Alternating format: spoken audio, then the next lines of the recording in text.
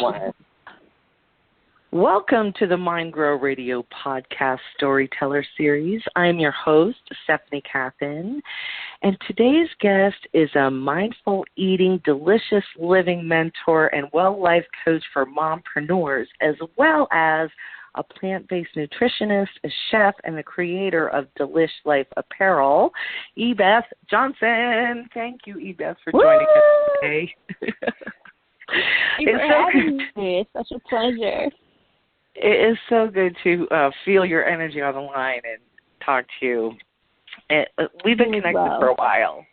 And over the past several years, I've watched you grow your business, launch an apparel line, and witness your growth not only as an entrepreneur, but also as a woman. And I just want to say that you inspire so many people, including me, to show up like as the best version of who that we are. And I remember not all that long ago, I was messaging with Lisa Stedman, and you happened to come up. We were because you were launching the apparel line, and I'm like, Ebeth is like grace in motion, because whatever is like coming at you, you share it. You share it, and you are so authentic, and the inspiration that you bring, girl, you give me goosebumps from head to toe. Let me just tell you. Thank you. You're welcome. Own that, because you're flipping amazing.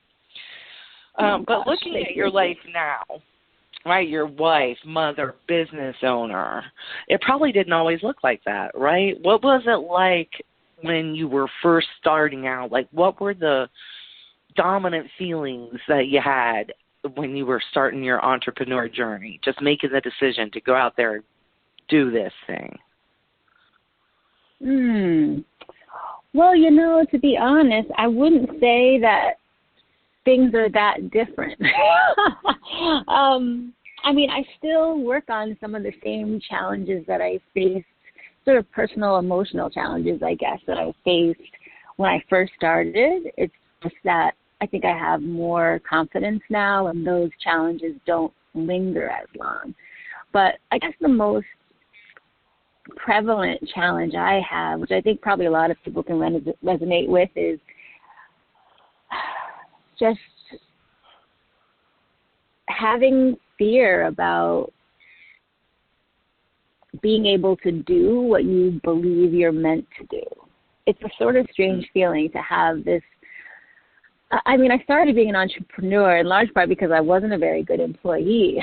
I showed up on time and I did the work, and I was, it wasn't that I was not a benefit to whatever business or nonprofit I was working for. It was just that I'm a creative who likes to have a fair amount of control, and it was difficult for me to work on other people's vision, especially if I had my own vision that I wanted to do. So I really just became an entrepreneur so that I could have more autonomy over creating the life I wanted, the content I wanted, the products I wanted, the experience I wanted.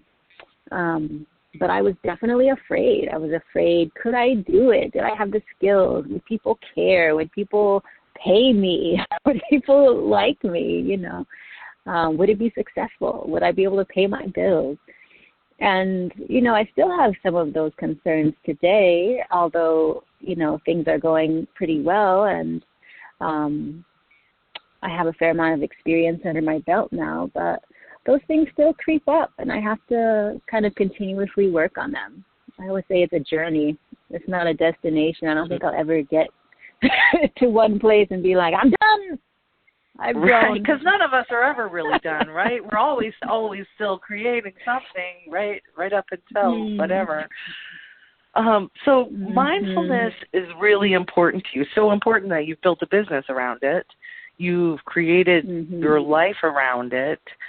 Why is it so important to you, and what part has the power of positive thought played in creating the life that you're living now? Oh, gosh. Positivity and being positive with intention, which I think is a big part of mindfulness for me, has been just the most important thing. And it's very interesting because I think it's always been a part of who I am, but it wasn't always something that was seen as a good thing. When I was younger, people were really bothered by my positivity. I would wake up and just be like, hello, how's everyone? How's everybody's day? How's everything? Everything's great. And people are like, I'm happy for. And it used to be seen as a negative thing, and it didn't break my spirit. It didn't, the negative feedback I received on my sort of joie de vivre wasn't something that was so heavy that it encouraged me to be different. But as an adult, it has become almost a skill. It's become something I'm really grateful to have. It's just, it's been a hard year for all of us, whether it was COVID, whether it was just being in quarantine, and for me personally, being a caretaker for my husband, understanding and remembering at every moment possible that whatever is happening is always for my good, even if it doesn't seem like it right now, even if I can't imagine how that good will manifest itself, has been just an integral part in remaining sane. Because if I allowed myself to just really,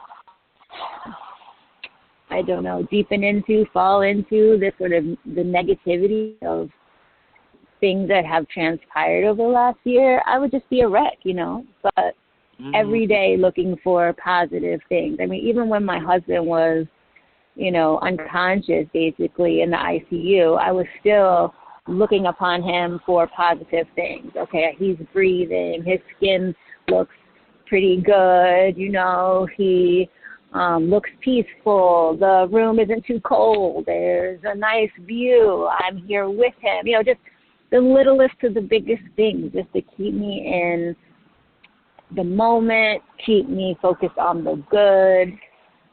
It's just a must for me. In fact, my son, he's like, Mom, why? It could be raining outside, gray, and you're still going to be telling me it's sunny. I said, well, I wouldn't tell you it's sunny. I would just say, but the rain is helping the trees grow, and the rain is replenishing our water supplies. And no, I don't want to get my hair wet, but I am still grateful for the rain. Right. It's just required to stay positive. You mentioned being a caretaker for your husband, and maybe not everybody knows the story. And what I witnessed from this story is how you did say that you like control. You like to have control. And when you were sharing Kevin's cancer journey and the way that you were showing up, and you didn't let any of that define what you were doing, your relationship. You certainly didn't let it define your husband. You took over to make sure that he got the nutrition that he needed. You were bringing in food that you made because you knew it was made with love. You knew the power of what you were putting into it. And it was flippin' amazing to watch him thrive. Can I just say that? It was amazing. And to see the pictures now from when he was in the ICU and he couldn't move to now smiling and visiting with his daughter and driving and walking and talking. And it's you sharing that most vulnerable piece of yourself with us kind of gave us permission to show up as our best selves and realize, look at what is possible. Look, you were the living example of what is possible. Because that story could have went so many different ways. It could. And when I hear you say that, there's two things that come up. One is that like I like the idea that sharing my experience may have encouraged people to show up as their best selves. The one thing that came to me too is that having the courage and the openness and the humanity to show up even as not your best self. Because I kind of felt like in that period I was often sharing like, I'm scared, y'all. You know, I'm this, I'm that, I'm feeling like crap, I'm not eating that good, I'm trying to work it out. And just owning that, I think, and being able to say to people, you know, as positive as I can be, as in the moment as I can be, you know, sometimes things are just hard, and it's okay to say that too. You know, people kept saying to me, why are you Well, I got two different responses from people. One was, thank you so much for sharing your story. As you mentioned, Stephanie, you know, it encouraged people to feel more confident in sharing their own story or being okay with not being okay, you know, etc. Right. And other people thought, why are you sharing so much personal business? And, you know, he's sick, you shouldn't be sharing that. And I was just like, you know, I don't need to only show up when everything is perfect and beautiful and shiny, you know, because, I mean, life just isn't always like that. And I feel like so many of us feel less than because we imagine we're the only ones having problems. We're the only ones trying to just make it through the day with as much grace and joy and gratitude as we can. But we're not alone, you know, and I think it's really powerful and important to share those stories. And the second thing that came to mind was thinking about positivity. You know, really, my husband's perspective was really even more positive than my own. I mean, I will never forget, we were driving home from the hospital one day. This was shortly after we got the diagnosis of his cancer, and he was acting like it was just Monday. And I was driving thinking, is he really this cool? And I really just started crying, and I said, you know, I don't know about you, but I am scared as shit. And I don't understand why you sitting up here like everything is everything. And he says, well, I believe in God. I was like, I believe in God too, but I don't feel like that. And he says, well, you know, and it was really an education about faith. His faith in God and God's promise really helped me to feel more faithful, more trusting, more positive about the possibilities, because, you know, he's the one going through it. He's the one with cancer living and growing in his body, and he is still the one talking about, I'm going to beat the odds. I'm going to be okay. No need to be upset. You know, everything is good. And that's literally, and I kept looking at him like, surely maybe he needs some therapy. Maybe, you know, something going on internally that he's not sharing, and, you know, this is some kind of facade. But no, boo, that was just literally how he was. So I really took, you know, people give me a lot of credit because I was the one sharing our story, but I have to give a lot of credit to my husband for helping me to even have that, you know, have that, because, you know, I said, if he, who's been the one the doctor's telling is dying, can just look them in the face and say, no, I'm not, you know, or you don't know because you're not God, and I'm not afraid because I just have faith. And for that to literally be how he has been the entire journey for him, you know.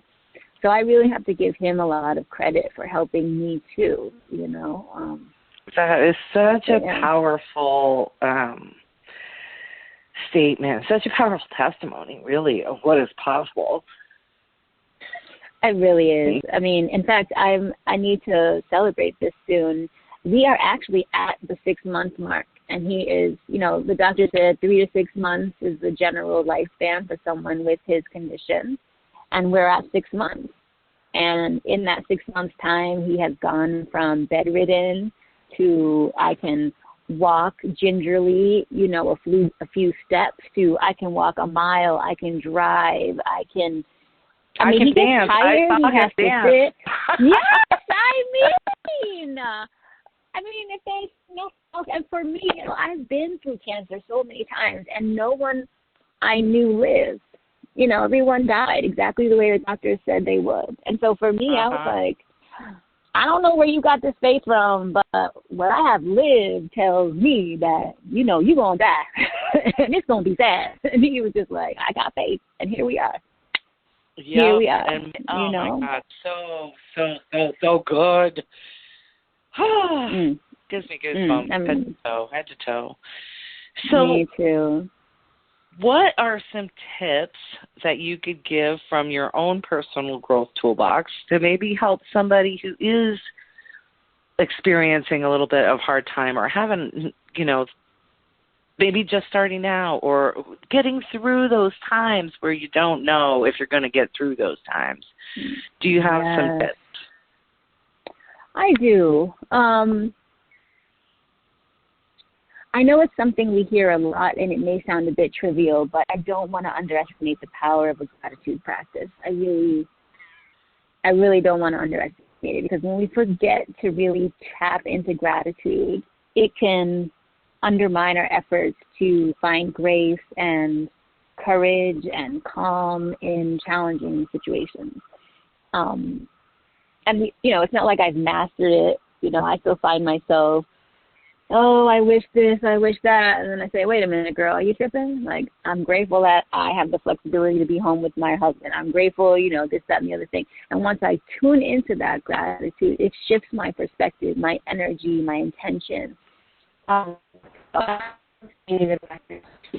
those in they enter my mind, but also to have a very diligent gratitude practice. I call it the 10 gratitudes. I do 10, I write down in my journal 10 gratitudes at the end of the day, and I try to never repeat. My goal is to go 365 days and not repeat a single gratitude because I feel there's so many things to be grateful for, and then we tend to just stick with the same things, like, thank you for another day, thank you for life, thank you for food, but then I thought, oh man, that piece of lint almost fell in my eyeball. If I didn't have eyelashes, that would have been over. So I'm like, I'm thankful for my eyelashes. I'm thankful for my digestive system, anything and everything that just keeps you grateful for the little things. I think that's a huge tool that I use often.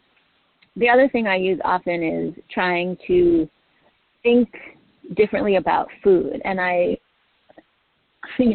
know from experience how difficult it can be, because while I was in the hospital with Kevin, it was definitely a struggle for me to eat well. Not so much because I was eating a bunch of carbs and candy, but because I wasn't hungry. But I really tried to practice what I preach and to remember that the food we eat is going to nourish our mind, body, and spirit to get through the good, the bad, the beautiful, the ugly, the whatever. And so when times are tough, when we most want to be like, F it, I'm going to have that bowl of ice cream, I'm just going to grab a bag of chips, whatever, that we have to say, wait, this is a really challenging time for me.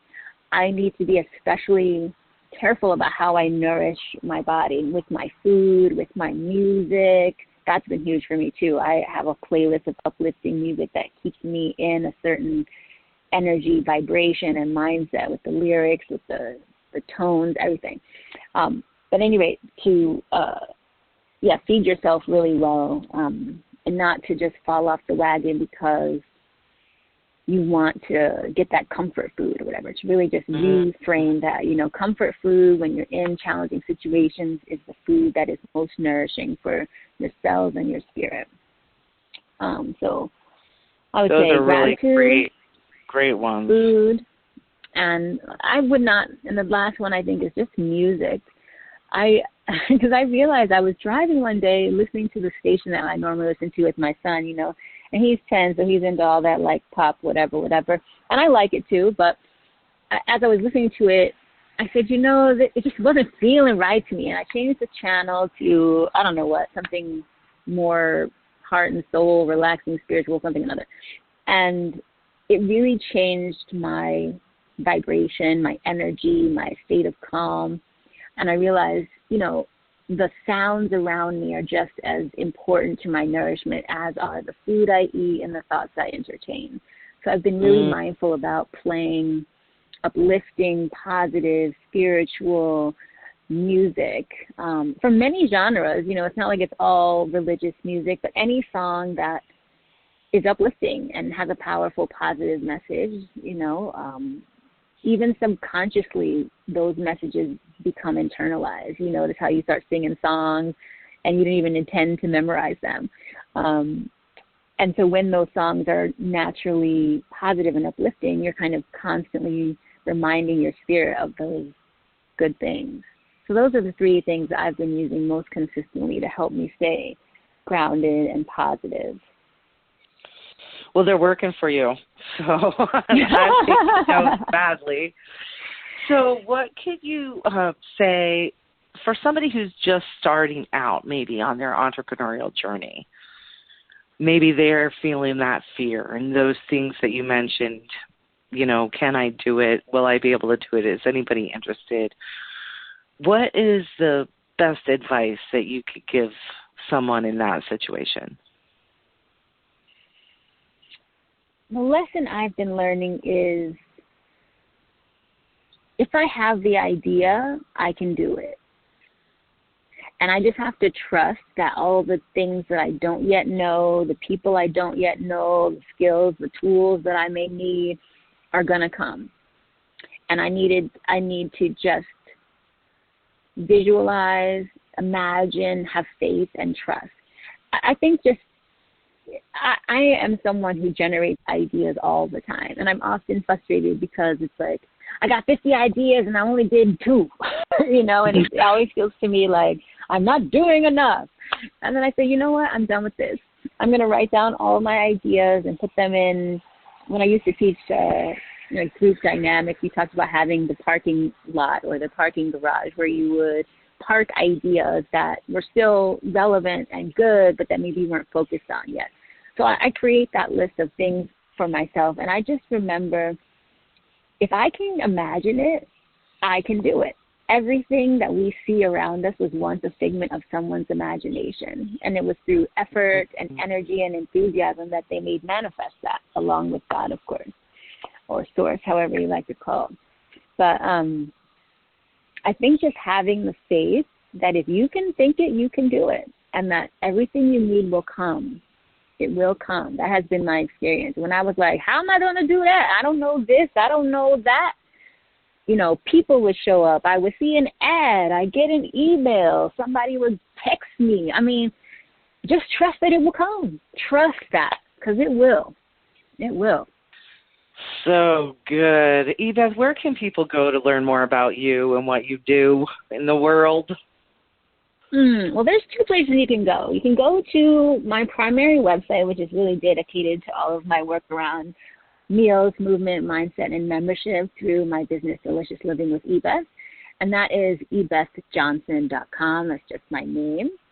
And also, if you visit me on Instagram at DelishLife Apparel, that is where you can find the clothing line that I've created that features fun food puns and vegetable love and mindset mastery quotes in fun and uplifting ways. And my intention with that line really is to help us have those touch points, whether it's on our clothing, our drinkware, our apron, our pillows, whatever, those sort of touch points around our home and in our life to help us stay in alignment with those mindsets that we really need to live our most delicious life. So my website, Ebeth Johnson, and also my Instagram, DelishLife Apparel, are 2 great places. And I love my apron. I love my apron, by the way, from DelishLife Apparel. I got one that says espresso yourself, and I love it. I love it so much. Yes. Yes, you look good in it. Oh, today, so time always flies when I'm talking to you, and our show is coming to a close. So I just want to let people know that today's show has been brought to you by CBD BioCare, the brand you can trust. If you want to try it for free, head over to stephaniecaston.com/hemp for the free CBD offer I've got for you over there. And Jacqueline is singing to all of the listeners from the other room. We've been sitting down having a mind-growing conversation with mindful eating, delicious living coach, and all-around awesome human, Ebeth Johnson. Thank you for joining us, Ebeth. Be sure you head over to her Instagram at DelishLife Apparel and check her out on her website, EbethJohnson.for. You've been listening to the MindGrow Radio podcast. I'm your host, Stephanie Cathan, and until we meet again, keep shining in your brilliance. Everybody, thank you. Bye-bye.